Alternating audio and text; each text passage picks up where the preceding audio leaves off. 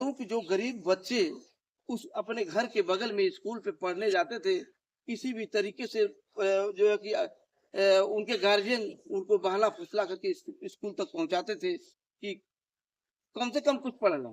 लेकिन वह बच्चे कहाँ जाएँगे? सिर्फ एक बच्ची के लिए एक ट्रेन स्कूल से और उस स्टेशन तक लाया जाता है। एक हम हैं कि हम अपने 40 बच्चों से कम बच्चों छात्र संख्या होने पे उस विद्यालय को ही बंद करने पे आमादा हैं। किसी भी देश को विकास के पथ पर ले जाने के लिए सबसे जरूरी शिक्षा और स्वास्थ्य को मजबूत करना है। अगर किसी परिवार का, किसी देश का, किसी भी जगह का अगर शिक्षा और स्वास्थ्य मजबूत रहेगा, इसमें किसी प्रकार का बाधा नहीं रहेगा, तो वह देश, वह घर आगे की तरफ बढ़ेगा। दोस्तों, मैं बात कर रहा हूँ बीते दिनों से एक शिक्षा के जगत में हलचल पैदा हुआ है। सरकार की अपर मुख्य सचिव शिक्षा, जो बेसिक शिक्षा विभाग है, उसके अपर सचिव महाराज ने एक आदेश जारी कर दिया है कि सभी जहां बच्चे 50 बच्चों से कम होंगे उस विद्यालय को मर्ज कर दिया जाएगा और उस विद्यालय को जो है दूसरे रूप में अब संचालित किया जाएगा। ऐसे में दोस्तों, देश की आजादी के बाद से शिक्षा के स्तर को ऊंचाई तक पहुंचाने के लिए पहले कोई व्यवस्था नहीं। दोस्तों, मैं आपको बता दूं कि पहले के लोग झोपड़ी बनाते थे, बांस काट करके ले आते थे, तमाम व्यवस्थाएं करते थे और शिक्षा का अलग जगाने के लिए एक झोपड़ी बना करके उसको विद्यालय बनाते थे। उसको लोग पहले गुरुकुल के नाम से लोग भी जाना करते थे।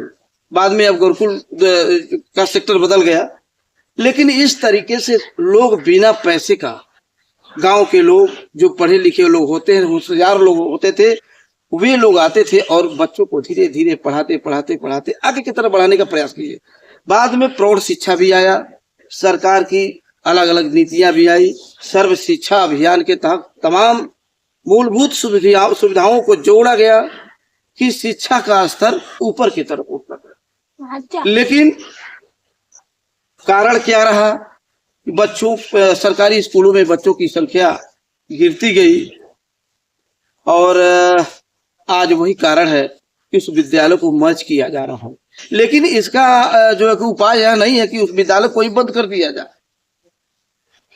उस सुधार तो आप कर रहे हैं तमाम जगहों पर। आप दोस्तों, मैं आपको बता दूं कि जो गरीब बच्चे उस अपने घर के बगल में स्कूल पे पढ़ने जाते थे, किसी भी तरीके से जो है कि उनके गार्जियन उनको बहला फुसला करके स्कूल तक पहुंचाते थे कि कम से कम कुछ पढ़ लें। लेकिन वह बच्चे कहाँ जाएंगे? अगर आपने व्यवस्था किया वाहन का कि हम बगल के विद्यालय में उन बच्चों को ले जाकर के उनको अच्छी शिक्षा दिलाएंगे, तो रास्ते में जाते समय या किसी भी परिस्थिति में उन बच्चों के ऊपर अगर कोई हादसा हो गया तो जिम्मेदार कौन होगा? किसकी भी जिम्मेदारी लेनी चाहिए। तो ऐसे तमाम ऐसे मामले हैं। लीजिए, चूंकि हमारे साथ एक वरिष्ठ समाज सेवी हैं, हम इनसे भी जानेंगे। शिक्षा के जगत में इनकी एक अलग पहचान है और इनसे हम जानेंगे कि यह मामला अब कहाँ तक जाएगा, क्या होगा आगे, इन गरीब बच्चों के पढ़ाई के लिए क्या होगा। तमाम बातें हैं, फिर आगे भी बताएंगे। तो बहुत बहुत धन्यवाद। ये संजय पटेल जी हैं और चलिए बात हो। दोस्तों नमस्कार। आज एक पत्र जारी हुआ है उत्तर प्रदेश शासन के द्वारा, जिसमें ये दर्शाया गया है कि जिन विद्यालयों में 40 से कम बच्चे यानी 40 से कम छात्र संख्या पाई जाएगी, उन विद्यालयों को दूसरे विद्यालयों में मर्ज कर दिया जाएगा।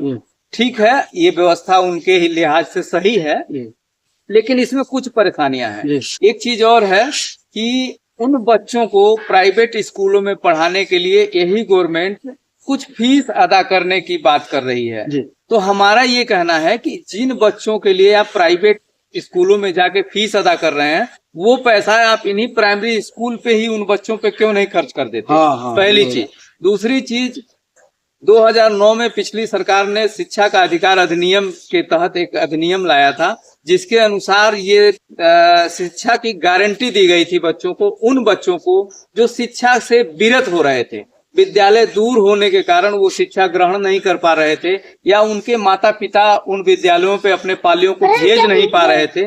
तमाम आशंकाएं, तमाम दुविधाओं के वजह से पिछली सरकारों ने ये सोचा होगा कि हर 2 किलोमीटर पर एक प्राथमिक विद्यालय बना दिया जाए, ताकि हमारे बच्चे या हमारे देश के बच्चे या हमारे प्रदेश के बच्चे सही समय पे अपने विद्यालय पहुंच सके, सुलभ रूप से पहुंच सके, और उन्हें उन विद्यालयों में उनकी मूलभूत सुविधाएं दी जा सके और ये अच्छी शिक्षा प्राप्त कर सके। अब ये व्यवस्था बनाई गई है कि इन विद्यालयों में जहां 40 से कम बच्चे होंगे, उन विद्यालयों को उन बच्चों को दूसरे विद्यालयों में मर्ज कर दिया जाएगा। हम बात करते हैं विश्वगुरु बनने की, हम बात करते हैं, अपने तुलना करते हैं जापान से। जापान का एक प्रचलित वाकया है कि सिर्फ एक बच्ची के लिए एक ट्रेन स्कूल से और उस स्टेशन तक लाया जाता है। एक हम हैं कि हम अपने 40 बच्चों से कम छात्र संख्या होने पे उस विद्यालय को ही बंद करने पे आमादा हैं। तो एक बार हम तो ये चाहेंगे कि एक बार सरकार को पुनः ध्यान देना चाहिए, इसके दूरगामी जो दुष्परिणाम होंगे उस पे ध्यान देना चाहिए। प्राइवेट स्कूलों को बढ़ावा देने के बजाय आप प्राथमिक स्कूलों को बढ़ावा दें।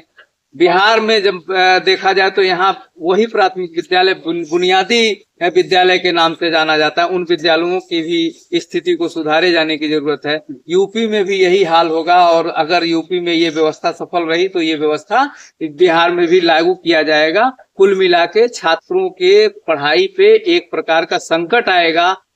अभिभावक अपने बच्चों को अपने से दूर भेजना नहीं चाहेंगे।